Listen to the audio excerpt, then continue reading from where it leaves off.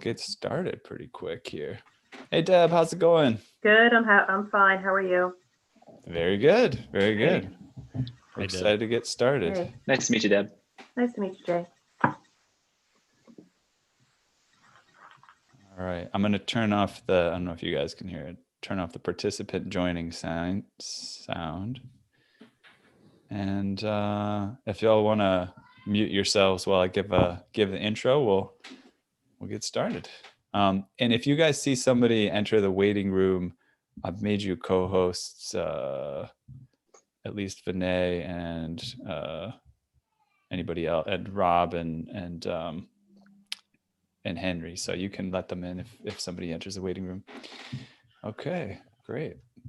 So we're about to get started. Just a little overview of what we're doing here. This is a business podcast mastermind. We started with a few talented friends in the business and podcasting space, who I'll introduce in a moment. Now we've expanded to include smart guests, attendees, and regular members. I'll introduce today's guests in a minute, but first, a quick introduction to your co-hosts. I'll let them wave as I call them out. First, I'll introduce Rob, who's getting settled there. He's the VP of Content and Partnerships at Libsyn, chair of the Podcast Academy, co-host of the New Media Show, and longtime evangelist of the podcasting industry. Next, I'll introduce Henry Lopez, a serial entrepreneur, small business coach, and host of top-rated The How of Business podcast, dedicated to helping others start, run, and grow their small businesses. I was checking out your chart ratings, Henry. You look like you're doing pretty well there on Chartable the other day. Vinay Koshi, give a wave. He's the host of the Predictable B2B podcast, founder of Sproutworth. He helps others achieve predictable business growth and influence through content marketing. And finally, I'm Ethan Janney. I'm a business and executive coach and co-host of the Run With It podcast. We invite 7+ figure entrepreneurs to share business ideas and action steps to launch them. And now Jay, our guest, you can give a little wave and I'll tell people about you. You're the host of the Creative Elements podcast. At just 29 or so episodes in, last you told me, you've broken 250,000 downloads all time. You carefully and strategically planned a successful launch, which included partnering with a podcast network. And you're joining us to share your story with our audience so that they can master their strategy like you did. Not to oversell you. Please undersell me. But, it's a pleasure to have you here. I think while I was researching you, what I was impressed with was the ability that you had to execute on researching and planning behind the scenes before getting the podcast started. I know my personality is more, if I plan too much, I get lost in the weeds and things don't get done. So I tend to just get out there and do stuff. And so it's reassuring to me to see someone have success with putting some effort into the planning process and really making a lot of that. So I'm very interested to hear more about how planning plays a role in your success. I'll jump right in here and ask you to compare, because I know you have the two podcasts, the podcast that you had before you started Creative Elements, and then the podcast that you have started, Creative Elements. How did your experience from the previous podcast inform how you went about starting Creative Elements?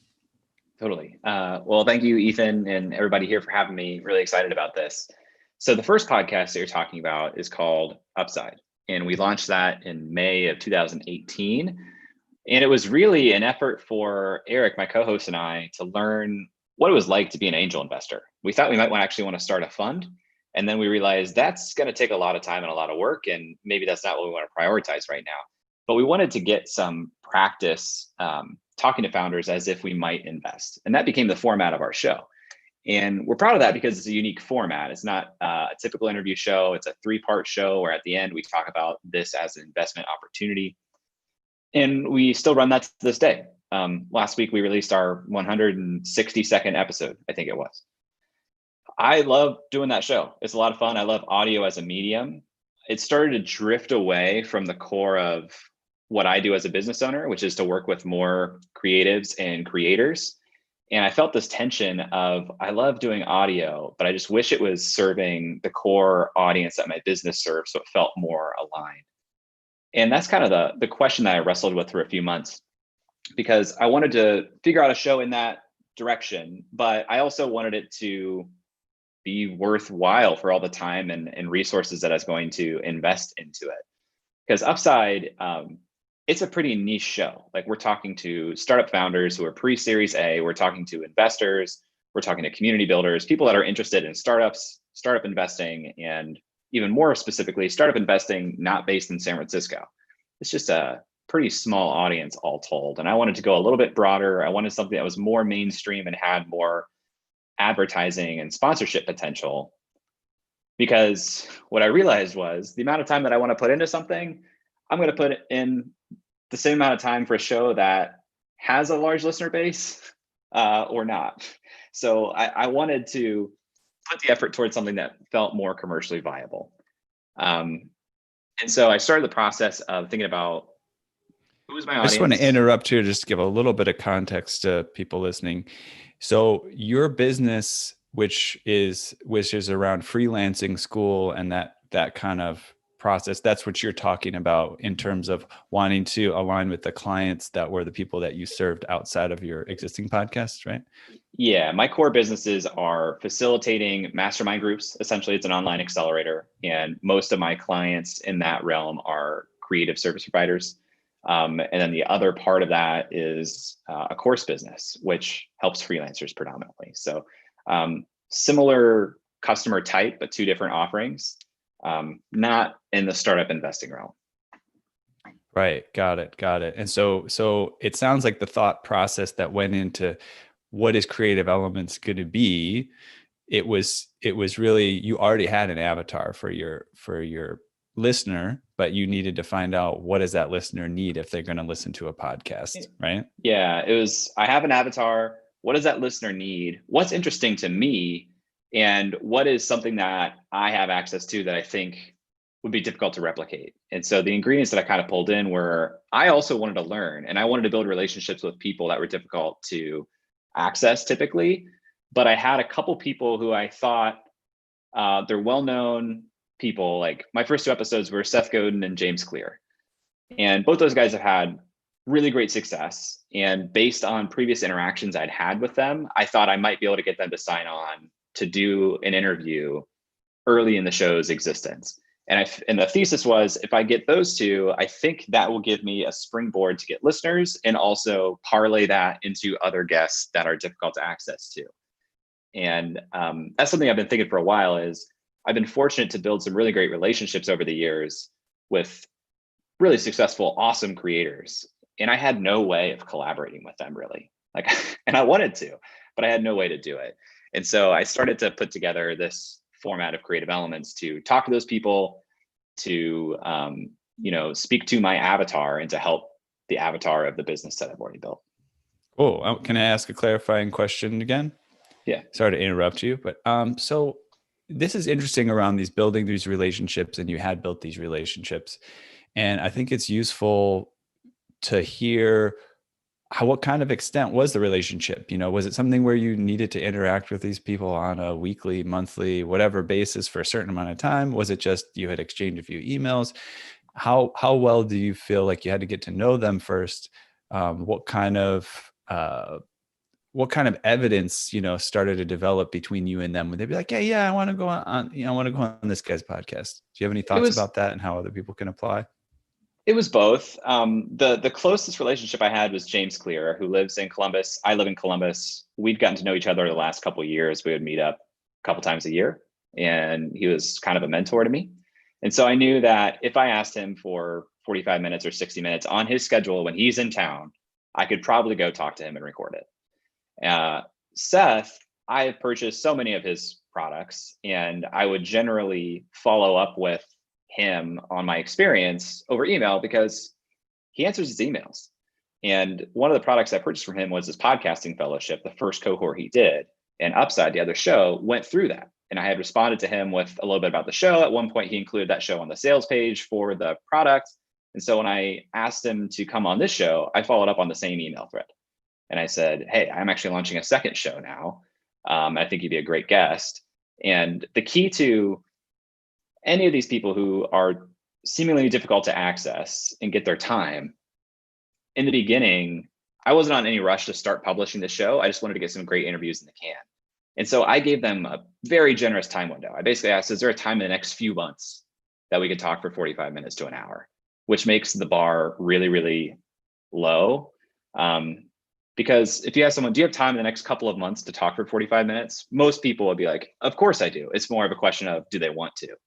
And the way that, I had built up some credibility with them already, it was an easy yes. Got it. And it seems like part of that, and I know this also from just other interviews, was you did this very intentionally in terms of planning the launch of the podcast to say, I want some bigger guests to get started. And so I'm going to leave that leeway. I launch it in a year or 9 months from now, and would give these people that I'm asking, 3 months, 4 months, whatever, to actually put something in their calendar, right?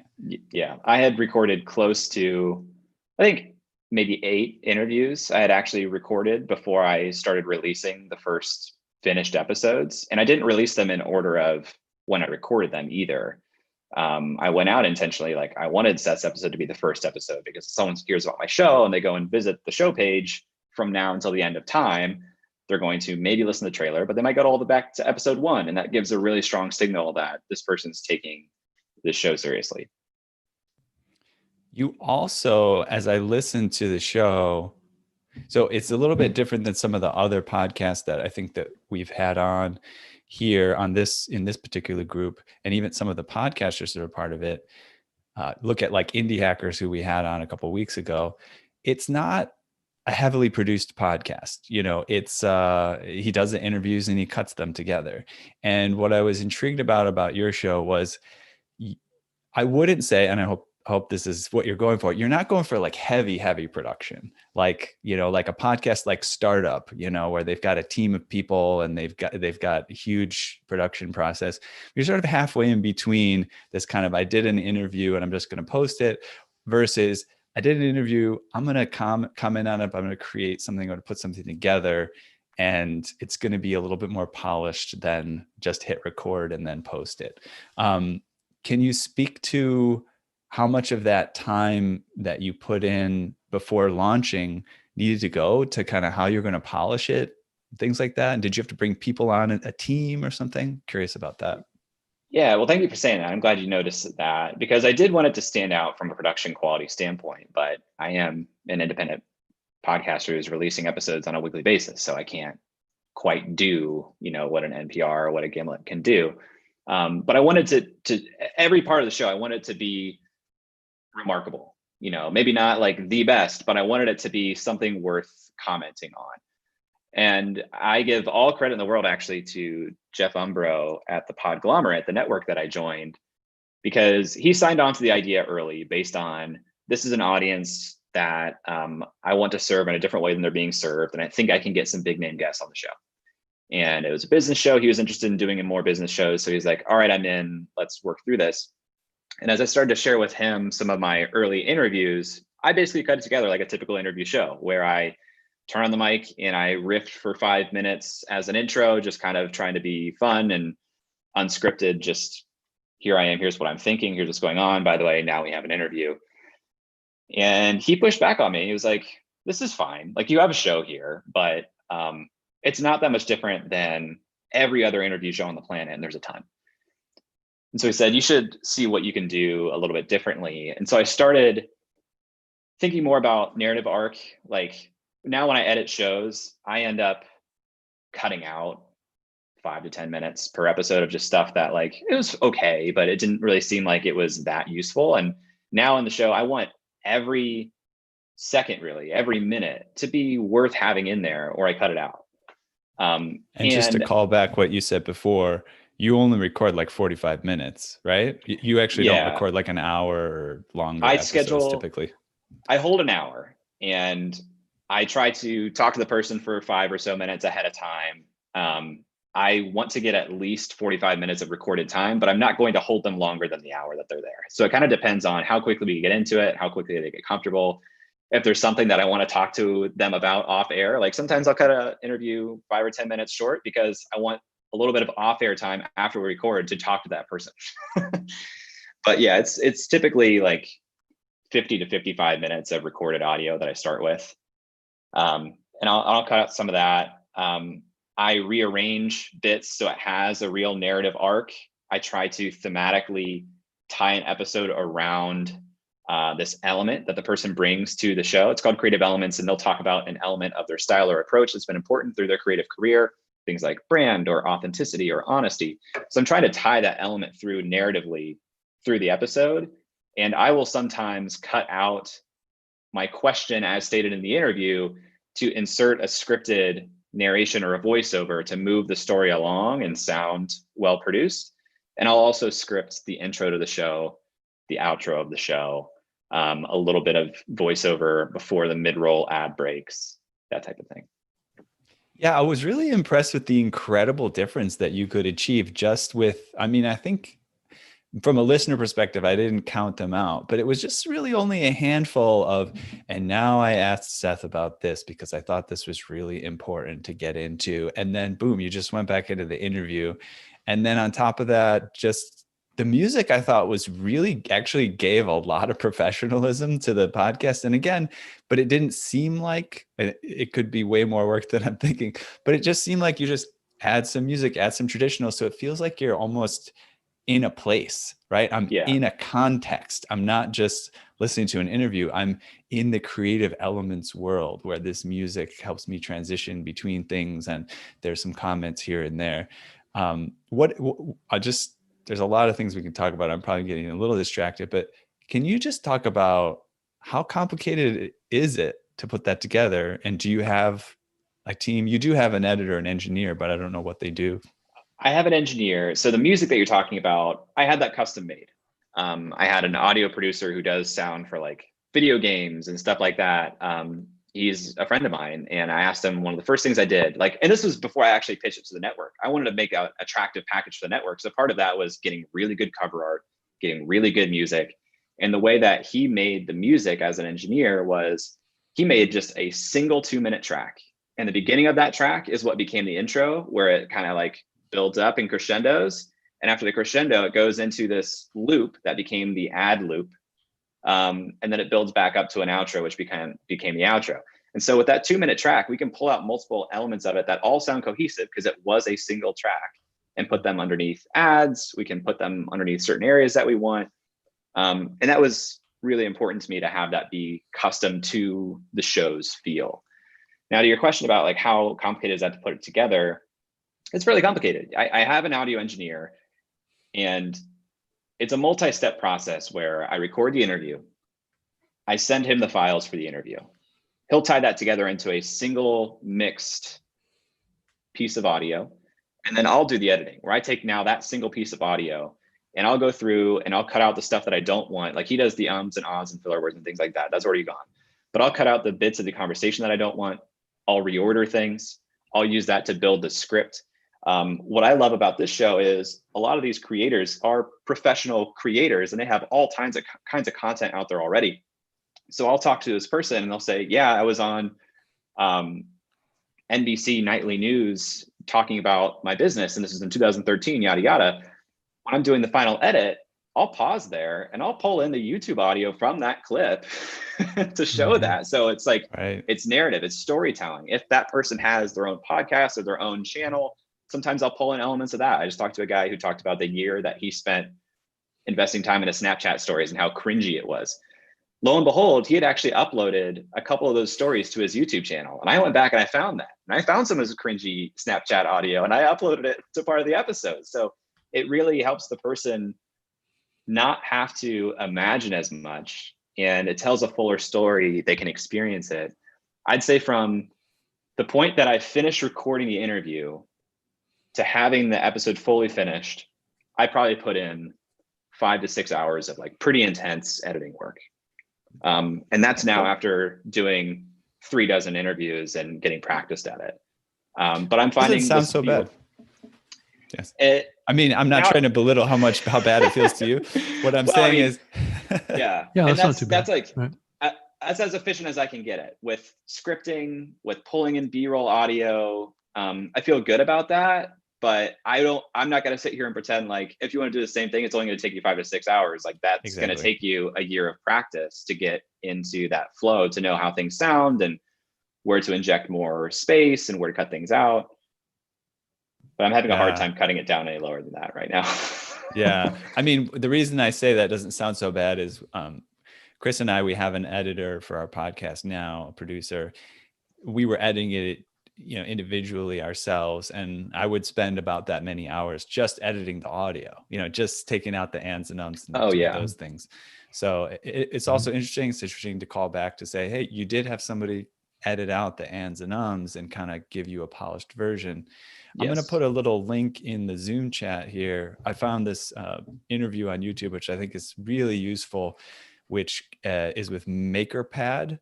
Oh, yeah. And yeah, you guys go into detail about kind of how you do the editing and how you do the production. It's a really cool interview for somebody that podcasts. So that's in there to check out. I want to skip to some questions here, if you don't mind, in the chat. Is that cool? Sure. Yeah. So first one's not really a question, it's a comment, but definitely I think worth commenting on. I have my opinions about this. Deb calling back the way that you tried to book high tier guests from the very start. She said, so this debunks the theory of going from C people to B people to get the A people. You went right to the A level people to help lift the relevance of the podcast. What do you, And do you you have could any go, comment about? Yeah. you could go C to B to A. The problem is, like, that's a decision that you should make intentionally before you launch. Because if you launch with, I hate to call people C people, but like C-list celebrities, let's say, if you launch with C people, it's going to be hard then to move to A people right off the bat, because it's a heuristic. People just look at, once the show exists, they're going to look at your past guest list. Well, they're going to look at two things. They're going to look at how many reviews you have on Apple Podcasts to see, like, are people listening to the show?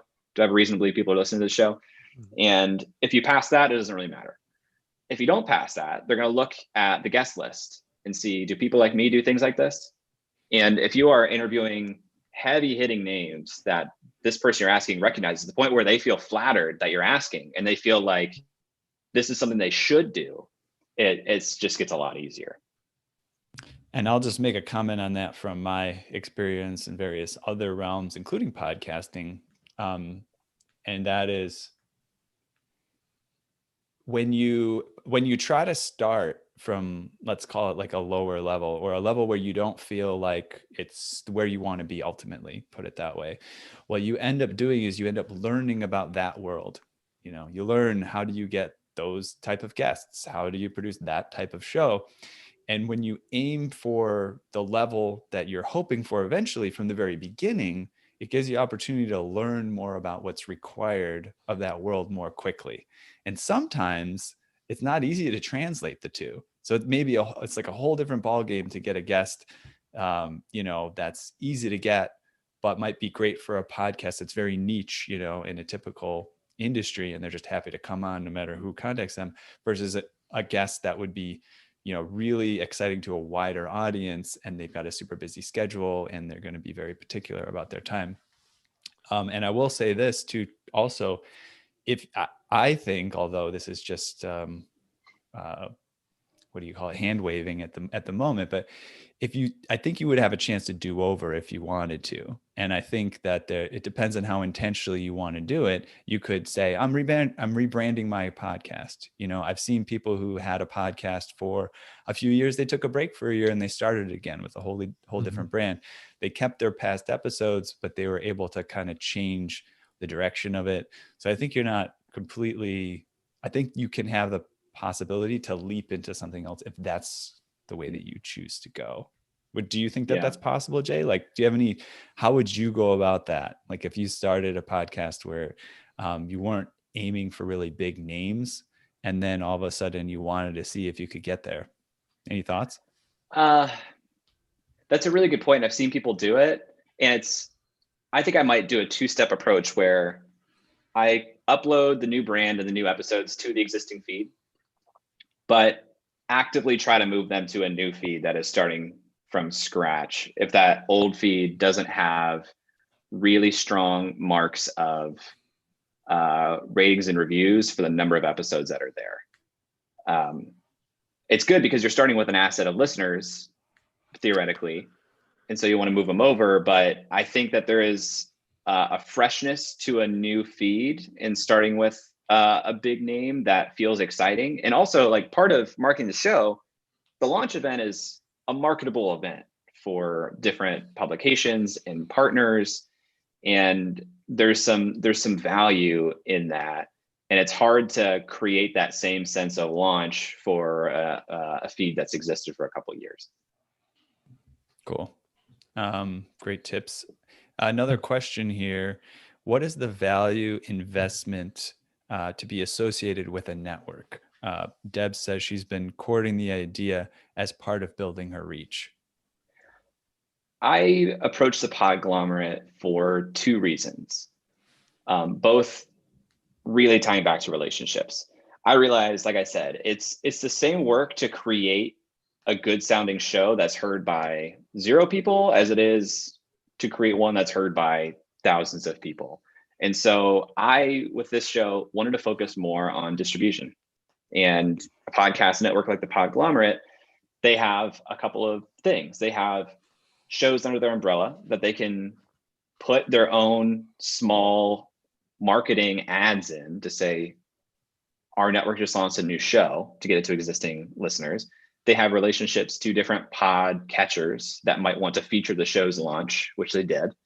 They have relationships to advertisers, is the second reason, that are already advertising on their other shows. They could say, do you want to have an incremental, 50,000 impressions on this show to this audience? And they handle a lot of that. Jeff will come to me and say, this advertiser wants to sponsor the show. Are you interested? Yes, great. And he works with them on the terms. He says, here's what needs to be in the script, write a script, record it, let me get it approval, and then we'll start running it. There's an operational efficiency there and a real gain to the relationships that I was very keen to have. And also, as an independent podcaster, I work with an engineer, and that's great. And I have a couple of VAs, but sometimes the work is lonely. It's nice to have just somebody else that has a vested interest in what you're doing. So yeah, there's a lot of benefit to the network. Yeah, it's interesting. I'm on an email list of a sort of loose connection of mine that started a business with a partner, and they broke up recently, and the person has been emailing about how horrible it was and how they never would have, they never should have brought on a partner. But I would have to say, I've been very, very interested in that, particularly recently. The power of teams, the power of groups, the power of having people working together. And I can just give a second to that. It's really, neither Chris or I could really be doing the Run With It podcast individually. We each bring so much that the other doesn't have. And now that we also have a producer on the podcast, that's not only a producer, but someone who cares about the topic and is interested. That third person is actually really nice because they help break the tie. When you keep going back and forth, oh, should we do this or should we do this? At least you have a third person to kind of say which direction to go. So yeah, I really hear what you're saying about the power of a team. Now, Thanks. Last week before I saw Rob. I think Rob had something he wanted to say or add. Yeah, go for it. Okay. There's a couple of things that, I've done a lot of interviews over the years and had a show that had a lot of guests. I like 2 to 3 guests every episode that I had on my show. And one of the things that I've learned a lot about the podcasting medium over the years, and this kind of gets back, Jay, probably a little bit to your own experience here, but it's the issue of the power of the host versus the power of the guest to drive long-term listener growth to your podcast and consistency of audience. So as you do a podcast that emphasizes big celebrities, right? One of the things that's a risk, I believe, to a podcast is the possibility of being too much focused on the guest, right? And the listener comes in and listens to the guests, but then the host, which is actually the foundation of the show, kind of gets lost, right? Doesn't get the emphasis of it. So Jay, how did you address that issue, especially at the beginning when you brought on a big name guest? How important was your reputation before you started the show to be able to keep that listener coming back even after you didn't have that big guest on anymore? Did you have to always have that big guest, Yeah. have a big guest on to keep your audience? I look at that as, in product management, there's this idea of come for the X, stay for the Y. And it's Right. like, there's apparent value that you can market that Right. gets people in the door. And then people Mhm. actually stick around for something else they discover along the way. Right. I'm the discoverable value. So I look at this as I see the marketing power of bringing in a name that already has an audience and a tribe.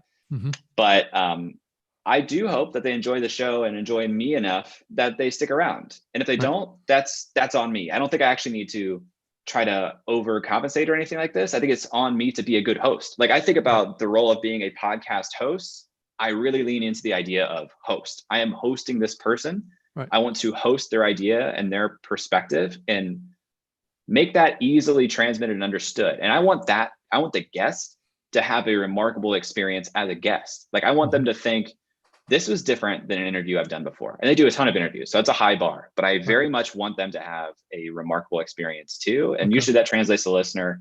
And so far I've seen them stick around, but I will tell you a step 2 of this show for me is I actually don't want to talk to big names forever. Like I would actually love to talk to people who Because are you much need to closer. become the big name over time, right?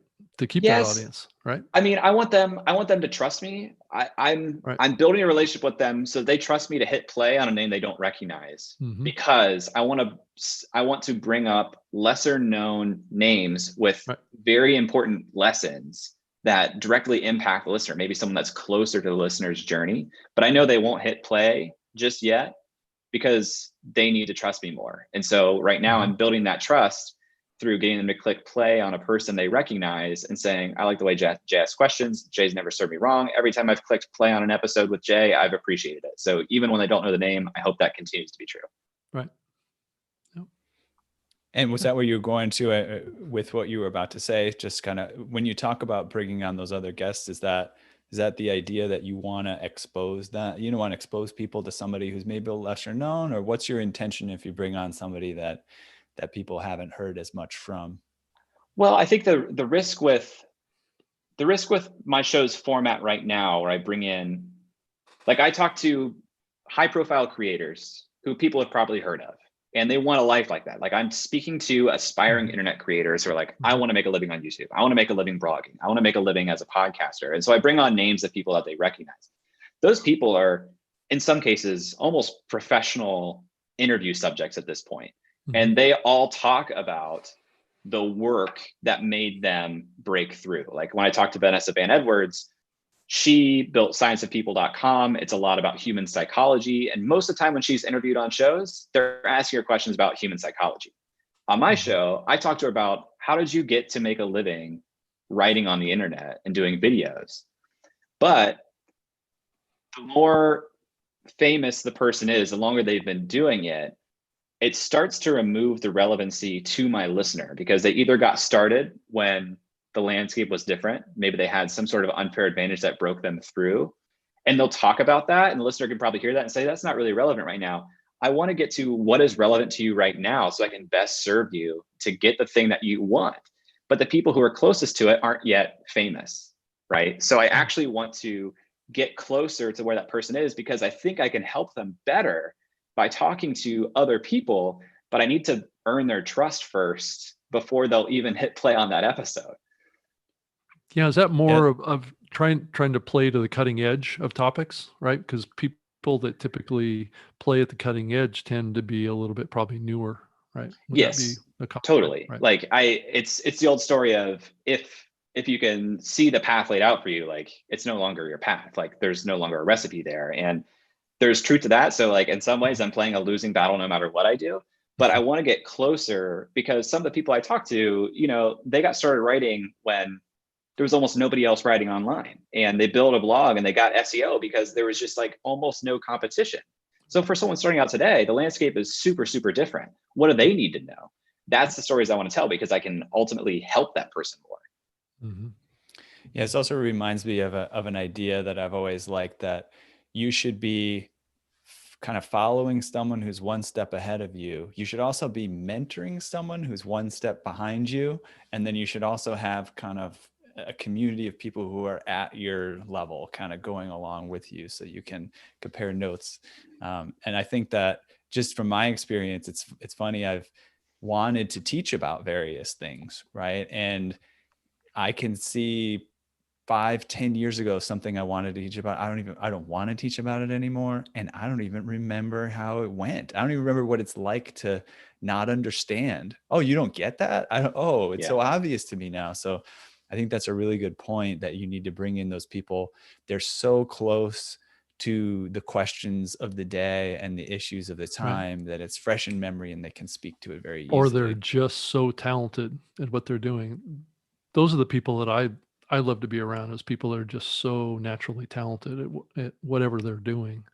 It's inspiring. Yeah. Great point. Switching the conversation a little bit, let's talk about, I just want to talk about things like the artwork, some of these other production things. And is it like, are you outsourcing this? It sounds like you have a network of friends, right? You had a friend make the music.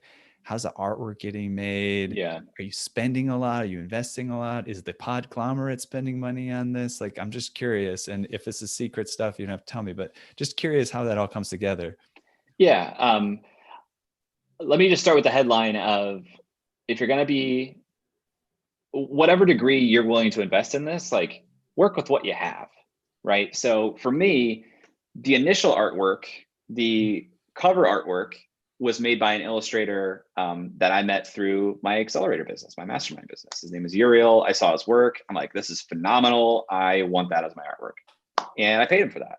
But we had built a relationship, so he probably gave me a better rate than I would have gotten just going to the market, right? I also paid the friend of mine who created the music, but again, probably got some sort of friends and family discount on that too. The ongoing artwork is honestly not something I'd recommend most shows do. I don't know how big of an impact it has. I love it, and I think it does a lot, but I'm also in the fortunate position that my sister likes to draw in her free time. And so my sister does the ongoing artwork on the episodes, and I'll pay her some money now and again as a thank you, but she does it because she wants to. I think that's difficult to sustain from a production and cost standpoint unless your show is generating some good income. And I don't think it's an essential part of the show, but it's something that I think adds another level of polish. The guests appreciate it. I think it does make the guests more likely to share the episode because they appreciate it most of the time, unless it's the rare circumstance where they don't think it's flattering and they don't want to share it.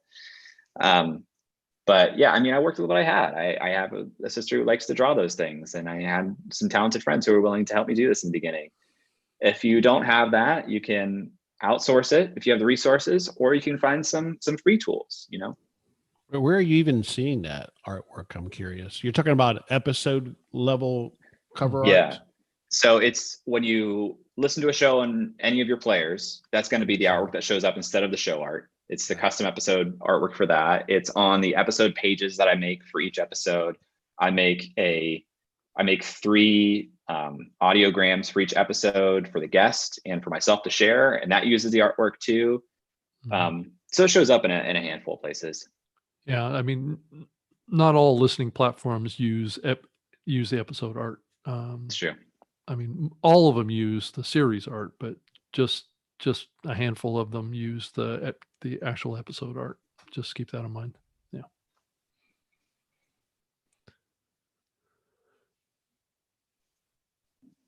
There it is. Yeah, that's cool. That's the series art. And if you scroll down, Ethan, you'll start to see some of the episode specific art. Yeah, that's great stuff. Oh, you're muted, Ethan.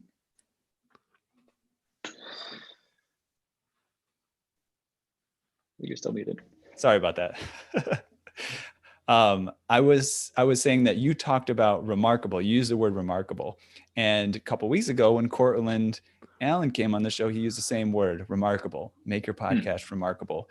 And whether or not this is going to be an ongoing thing for you or not, I can see that the mindset of what you're doing, you know, whether it's making episode art or making an interesting production or any, you know, for Cortland, maybe it was research or putting the trends, you know, he really likes to incorporate trends and things, or, you know, he takes his programming skills and does something cool, right? It doesn't have to be the exact things that you did for your podcast, but what you're doing is you're just trying to think, what do I have at my disposal to make this remarkable?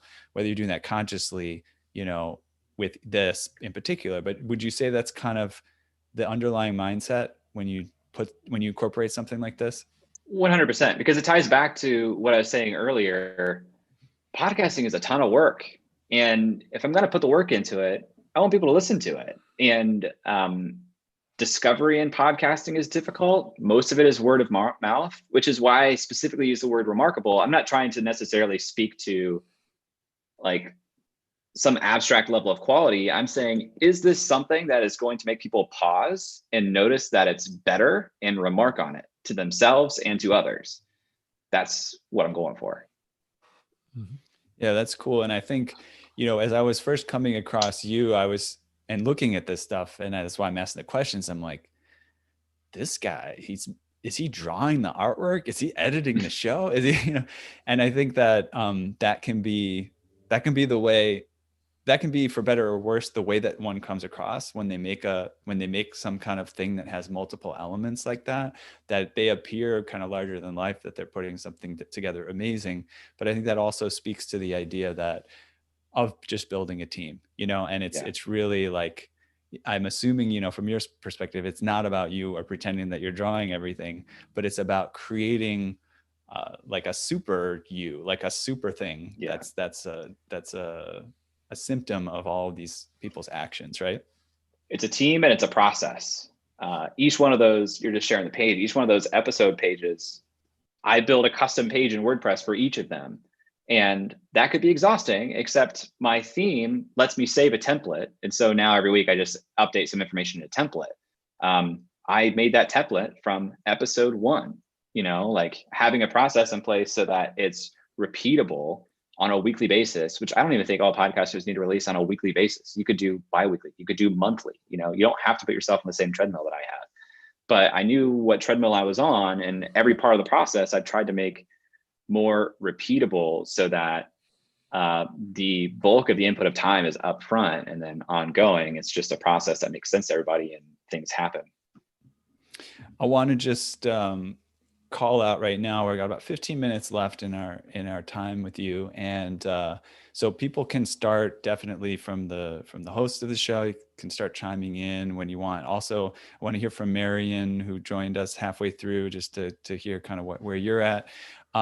I'm going to ask a question, but then just everybody keep in mind, you can start kind of mingling in here into the conversation, because I just have to ask this question. Like I said, once I get deep into something and start trying to make it amazing, sometimes it never happens, or a lot of times it never happens. And I just want to get something from your mind to mine. Like, how can you both, you know, get invested in something and try to make it cool and put some time, however much it is, into it, and still have it get out there? You know, have you ever experienced that issue, or is that just not something you deal with? I have a couple things that I know about me. Is one, I have a crippling fear of public failure, and 2, like an immense respect for deadlines. And so anytime that I'm making an expectation that I'm going to share something publicly, it's going to happen, because I don't want to fail publicly, and I respect deadlines. So what that means is, before I start anything, I make sure I'm absolutely committed to doing it for the long term, or at least I have a set duration of, this is a test I'm going to try for this period of time, and if it meets this threshold, I'll keep doing it. If it doesn't, I'll stop. I make that contract with myself ahead of time, because as you build subscribers, viewers, followers, whatever, your greatest asset with those people is trust. And I just will not put that at risk because I got excited about something and went a little bit too hard and put it out there before I'd even committed to myself that I was going to do it. So it really starts at like the commitment level to yourself. And once I've said, yep, this is something I'm going to do, I share it publicly for accountability, and then it'll happen. Cool. I'm gonna go back and listen to that a few times, just get it impressed in my head about how that works. I'd like to actually, if it's cool, Marion, I want to welcome you. You haven't been, or maybe you've been on a previous one, but we haven't met you. I'm not sure. I looked you up and you do the Spartan Up podcast. Is that correct? Cool. Do you mind unmuting yourself, just introducing yourself? And I don't know if you have a question. I'd love to hear if you have anything interesting to add to the conversation. Oh, you know what? I made it so you can't unmute yourself. Let me change that setting. I put ask to unmute now. You should be fine. Yeah, I'm the behind the scenes producer of Spartan Up, which I've been doing for about 6 years, which is, my professional job. And then I started my own podcast called Grounded Content about a month ago.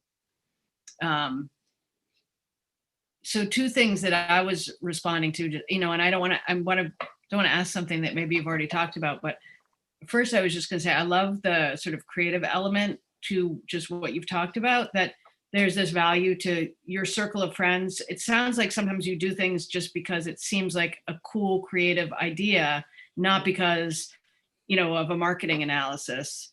And I think sometimes that works better because it's more authentic. But I was interested in what you were just talking about, commitment. And, as somebody who works pretty much full time for somebody else, we built this, I built it from 0 to over 25 million where it is now over all these years.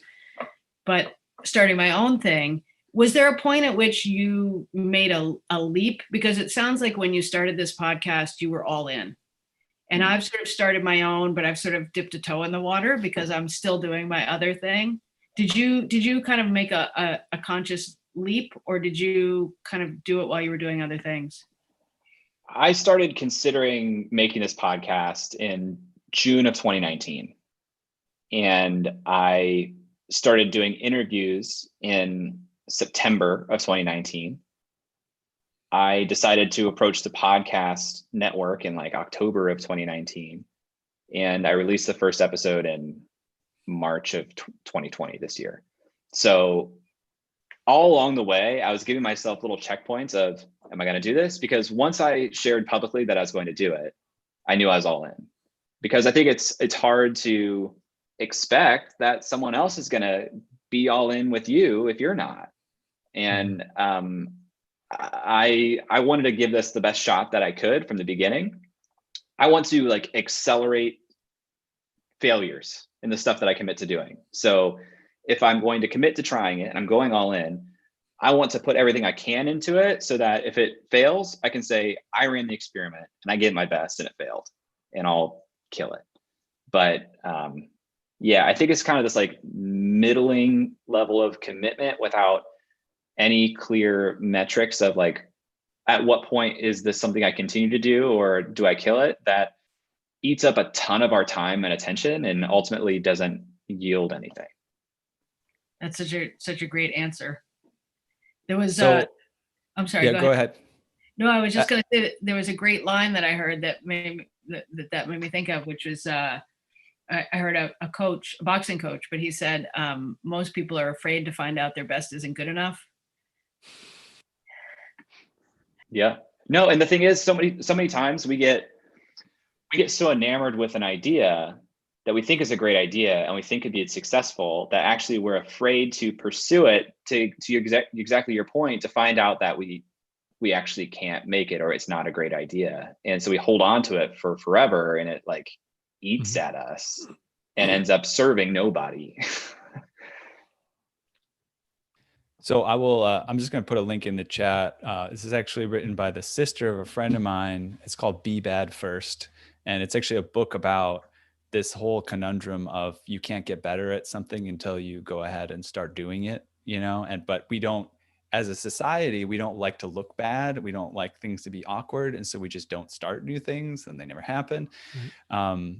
And somehow along the way, you've been able to make it not look that bad. It looks good at this point. So I'm not sure where it looked bad. Maybe it was before you started releasing, things like that. I'm sure there was that time. Would you say that moment of committing to the podcast network was the point of no return? Were there moments before where you could have said, hey, I've got a couple things I think yes. Yeah, because then there was an external accountability source. I mean, our structure is a partnership, and both of us have a way out of that partnership if we like. But at the point that somebody else was taking it seriously, like, you better believe I'm taking it seriously. If the Podglomerate had said, we don't think there's a show here, I don't think we're going to pursue it, I might have questioned doing it. Because again, like, I was really focused on distribution, and I wanted this to be something that actually generated income for me as part of my overall, business portfolio of income. Like, I wanted to do this as a business, and I wanted to support my other lines of businesses too, sure. But this is not just a marketing effort for the other business. Like, I wanted this to generate revenue on its own. And if I went through all of 2020 and it didn't generate revenue, I'd probably be questioning right now whether or not I wanted to consider, or I wanted to continue doing it next year. But it's done pretty well this year, and it's kind of a no-brainer at this point. But yeah, I had that moment. Anybody else? I don't want to keep being the one that asks all the questions. Does anybody else have something they want to contribute? I have more I want to ask. I'm curious as to Test City USA, what that was all about. Okay, so I mean, in a minute, right? Obviously, I can watch the trailer. Yeah, I was curious what took you in that direction. Test City USA is a full-length documentary that my team and I produced last summer. And by my team and I mean my other podcast co-host, Eric. That show talks to startup founders outside of the Valley. And we just kept returning this thought of, this is fun, but every time we talk to founder in Kansas City, they give us a perspective on the ecosystem, but it's one data point. And we'll talk to more people in that city over time, and we'll get more data points. But we got interested in trying to create a tapestry of a single startup community using multiple voices, but it'd be a really difficult thing to make as a piece of audio. So we tabled it. And then last summer, or summer of 2019, we had the opportunity to work with an intern from the Ohio State University who was interested in becoming a filmmaker. And that internship was paid for by the university because he was a student athlete, and the program was to get student athletes career experience. And he came in with equipment. He came in with a lot of time and no cost to us. And so we just scheduled a bunch of interviews. I had the audio equipment. We filmed it. We thought that this would be like a 30-minute prototype that we would share and try to maybe get a future film funded of like a full version, but he just knocked it out of the park. And we had so much content that we thought, what if we just put this together? And we focused it on Columbus, Ohio, which is where I live, because I have the relationships here. I could get, we interviewed more than 24 people in the span of about a month. And it was just me sending an email saying, can I talk to you for 30 minutes? I'm not sure what we're going to do with this. It just came out so well. And we had this like very finite window because he was going back to college in the fall. And so we thought, let's just try to make a full swipe of this, and we'll share it at a local theater as a screening, as like kind of a capstone to his summer. And we went to a local theater, and he said, yeah, we'll let you show the film here. We do that for local filmmakers. It's like this amazing independent theater that still exists in Columbus, Ohio. And he said, but do you have any interest in doing film festivals? And we said, I don't know. We hadn't thought about it. He said, the thing is, if you want to pursue film festivals, they will not consider entries that have already been theatrically aired, typically. So if you want to do film festivals, you need to pursue that first. Lucky for you, we have a film festival here in Columbus next month. If you get me a 45-minute cut, I'll put it in front of the judges. And so that gave us like a week to create the first edit of 45 minutes. They accepted it, and that gave us 2.5 weeks to finish editing the film to air it at the film festival theatrically. And so we worked like crazy, and we did it, and we aired it, and it was amazing. And I'll probably never make a film again because it was crazy. That's a great story. Yeah. I want to go back to, again, I'm interrupting. Please, anybody else interrupt if you want to interrupt me, your game. The income side of it. So you said you wanted to start some people just start a podcast. They want to start a podcast. Has it boosted your income for your independent business, for your courses? Has it been something that you're seeing something significant, or, any talk about that, how it's boosting things? The biggest income is directly through sponsorship and through programmatic ads through our host Megaphone. I'm sure it's had some trickle down effect to some of my courses. I know I've had a couple of people purchase courses because of it. I've actually been an affiliate of creators on the show. And so when I say this is Ryan Robinson and he has an incredible course on blogging that I've purchased, if you want to purchase it, the link is in the show notes. That's an affiliate link. So there's some benefits like that, but it's almost all derived directly from sponsorship. Got it. But so that's still a goal of yours, though, as you build it, that you can use it as a sort of like a lead magnet to your independent work. Yeah, I think of it as just like overall audience building for me and the work that I do. Like I will continue to create products. Just this week, I had so many people ask me about my podcasting process this week that I said, you know what, maybe there's interest for a course around this. And Wednesday morning, I woke up and I spun up a landing page called Podcast Like the Pros. And I sent an email to my list and I said, I get a lot of people asking me about my process. If you're interested, like purchase this on pre-sale before November 1st. If 10 of you do this, I'll make it. And 13 people have bought that so far. So now I got to make that course. But like, that's the benefit of having some amount of audience is like, I want them to grow to trust me and like my perspective on things and know that ultimately I'm going to help you be a more successful creative or creator online. And I'll make products for that down the road. I'll write things that recommend certain software like ConvertKit, which I'm an affiliate for. All that kind of swirls together. But I actually think I'll be doing less and less client work. Maybe I'll do some sort of like live course cohorting, but I don't think I'm going to be doing much client work in the near future because of income from sponsorship, courses, affiliate revenue, that type of thing. Cool. Very interesting. Somebody else have something to add? No, I just don't want to cut anybody off. Marion, any final words from you as a sort of person that joined us today that we haven't met before? Well, if you didn't already cover it, I'm interested in hearing a little bit more about the sort of the mechanics of your podcast network. But if you've already spoken about that, I don't want to have you repeat it. We touched on it briefly. We have just a couple of minutes if you have to run to like in 1 minute, then you don't have to get started on that. We touched on it briefly. The biggest things to know are they keep a cut of all advertising revenue because that's, what they're out there actively doing. And that's the biggest benefit. They have shows in their portfolio. Like I've interviewed other hosts on their shows. They've put some ads for creative elements in the feeds of their other shows, which has helped with audience building. They also have relationships with podcatchers and other creators. So they're very much out there being an evangelist for us on the marketing front and sponsorship front. And I handle all of production. Sometimes they'll even source some guests for us if I ask, but most of the time I'm out there sourcing guests on my own. Mostly marketing and advertising. So are you doing any pre-recording of live reads for the dynamic program that they have? Yeah. I mean, I record the ads in my voice. Oh, you do? Okay. We have a sponsor right now. We have Podia and Hostinger, and we basically ask them, what are some of the main points that we want here? And then I'll write the scripts as I would write it, speaking to my audience. And then, I'll record those things. Mm-hmm. Okay. And then those get dropped into certain locations in your show transition. Are they early in the show, or are they midpoint, or are they later, or what's the insertion cadence?